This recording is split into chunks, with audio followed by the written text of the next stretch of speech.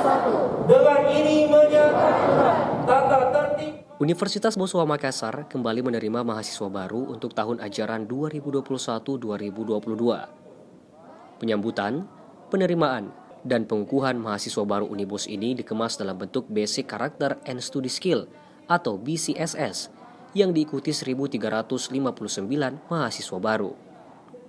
Rektor Universitas Boswa Profesor Saleh Palu mengatakan, BCSS ini merupakan tahap pengenalan bagi mahasiswa baru terkait lingkungan kampus, termasuk pengenalan tata tertib dan sejumlah fasilitas kampus yang bisa dimanfaatkan oleh mahasiswa. Kegiatan yang berlangsung di Balai Sidang 45 Unibos ini digelar secara daring dan luring dengan protokol kesehatan yang ketat. Pendiri Boswa, Aksa Mahmud, hadir langsung dalam penerimaan mahasiswa baru ini.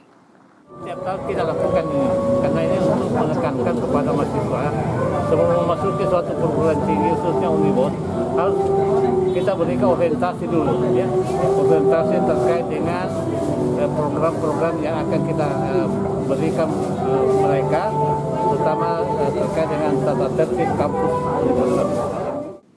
Sementara itu, founder Boswa Group Aksa Mahmud meminta Unibos agar para mahasiswa bisa setidaknya harus bisa menguasai 2 skill, yaitu bahasa asing dan teknologi informasi. Menurutnya, 2 keterampilan itu merupakan kewajiban di tengah persaingan global saat ini.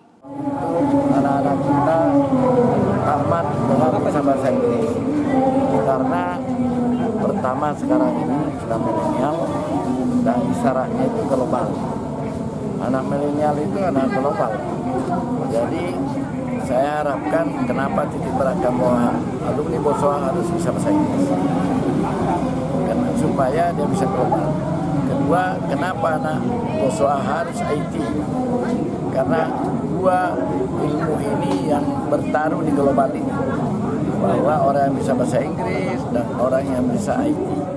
Aksa menambahkan, dengan menguasai 2 keterampilan tersebut, para mahasiswa diyakini mampu bersaing baik di skala lokal, nasional, maupun di kancah global. Menurut Aksa, saat ini tidak ada lagi batasan antar negara dalam hal perekrutan tenaga kerja. Mardianto Hamid, Celebes TV.